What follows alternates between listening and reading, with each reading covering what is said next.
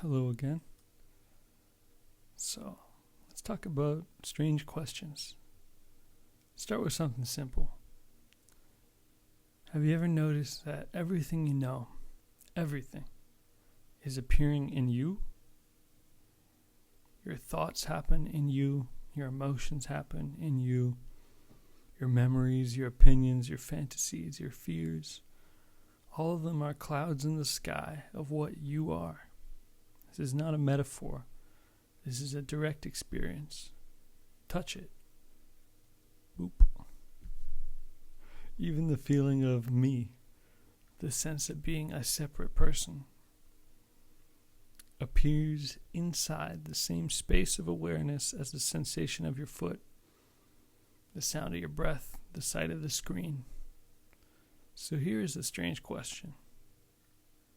If everything you know appears in you, what are you appearing in? Sit with that, not as a puzzle, more like a doorway. Now let me slip into a humorous role for a moment. Imagine I'm a teacher. I put on the metaphorical roles of an ancient knower of cosmic truths. I speak slowly, mysteriously, with long pauses for dramatic effect. And then I whisper, I have no idea what's going on. Because the open secret is, that is freedom. The one who pretends to know is the one who suffers.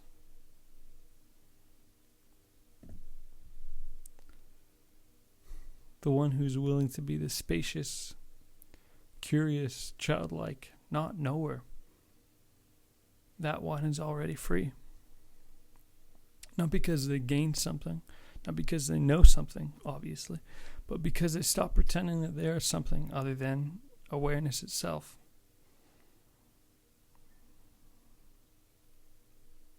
Let's weave the metaphor of a tree into a story now. The roots are the silent truth beneath everything. The roots of this tree are buried in the dark, unseen depths. This is being, pure, silent, effortless. This is the part of you that has never moved, never changed, never aged. The timeless ground beneath all stories. You don't access it through thinking, rationalizing, conceptualizing. You access it by noticing that you are aware of thinking. You don't access it through effort, struggling, striving, achieving. You access it by noticing that effort itself appears in awareness. The roots are what you really are, still, silent, unshakable. The trunk is identity growing from silence. The trunk is the personality, the sense of, I am this person, I am so-and-so. Not an enemy, not an illusion to destroy, but a useful branch of the same tree. Or an aspect of the tree, I should say. We'll get to the branches soon. The trunk is how silence learns to speak, how silence and stillness moves in and as the world, how being enjoys itself through form. You don't need to reject the trunk, just stop mistaking it for the ground and the roots and the whole tree. Branches are the many pathways of experience. Thoughts branch out, emotions branch out, desires and fears branch out, material seeking branches out, spiritual seeking branches out. Each branch tries to reach the sky. Each branch thinks it's separate. Yet all of them are fed by the same roots. Leaves, the moment-to-moment perceptions, your sensations, your perceptions, your experiences, these are the leaves. They come and go, they rustle with the winds of life. They change with the seasons. Trying to control them is like yelling at a leaf not to fall in autumn. The fruit of the tree is the blossoming of living from truth.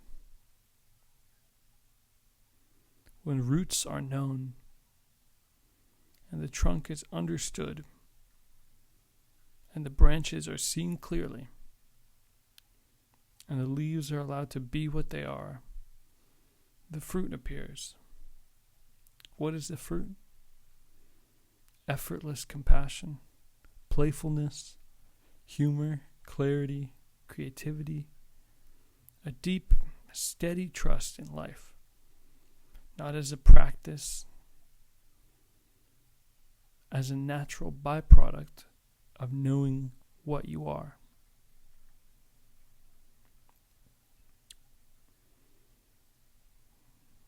Throughout time, there's always been a great forgetting and great remembering. Humanity has spent thousands of years forgetting its roots. People began identifying only with the leaves, with momentary experiences, social hierarchies, the game of status, the illusion that I am only this small person in a vast world. Whoa. This isn't evil. It wasn't evil. It was noise.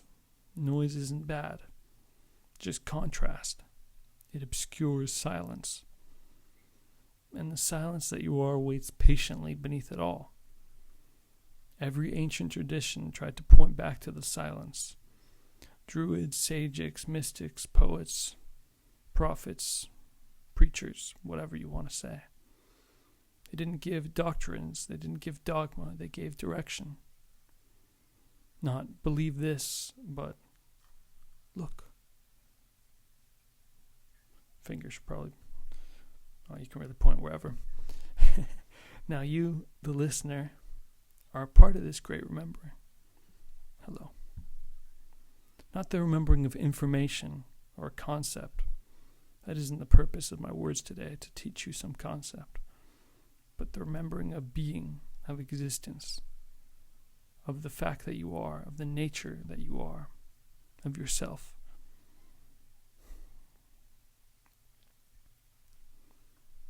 But we don't have to skip the darker valleys when discussing this sort of thing. We can examine it without fear. When the roots are forgotten, when society becomes obsessed with trunks and branches, power, identity, control, hierarchy, religions can become obedient structures, states can become coercion machines, cultures can become disconnected from the natural world. But instead of fighting darkness, awareness illuminates it simply by noticing, that too rises in me. We don't fight the shadows, you just light a candle. You illuminate the dark. And the greatest candle is the direct recognition that you are, or I am, or I am the awareness in which all forms and histories and myths arise. From this clarity, transformation happens naturally, not from fear or anger, but from love, from the inside out. Let's say it plainly now. You are dreaming. Not in the metaphorical sense, in the experiential sense. Everything is happening in your consciousness. There's no boundary between inner and outer. When you realize this, the dream does not end, it becomes lucid. Life becomes play. Compassion becomes natural. Fear loosens. Seeking relaxes. And you realize you were never the character. You're always the light of the screen.